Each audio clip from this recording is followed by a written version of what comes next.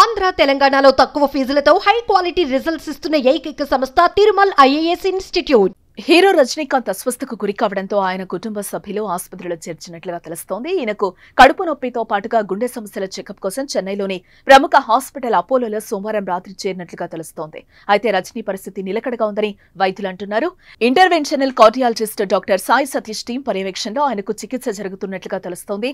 ఈ విషయం తెలుసుకున్న ఫ్యాన్స్ ఆసుపత్రి దగ్గరకు భారీగా చేరుకుని ఆయన హీరోకు ఎలా ఉందో తెలుసుకునే ప్రయత్నం చేస్తున్నారు.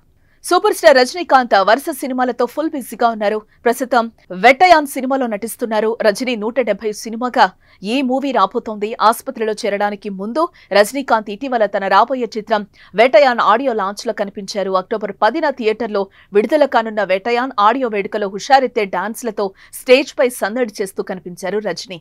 ఆ తర్వాత ఇలాంటి అనారోగ్యానికి గురవడంతో ఆయన ఫ్యాన్స్ తెగ ఫీల్ అవుతున్నారు. హీరో కోలుకోవాలని, ఎటువంటి సమస్య రాకూడదని ఫ్యాన్స్ పూజలు చేస్తున్నట్లుగా వార్తలు వినిపిస్తున్నాయి.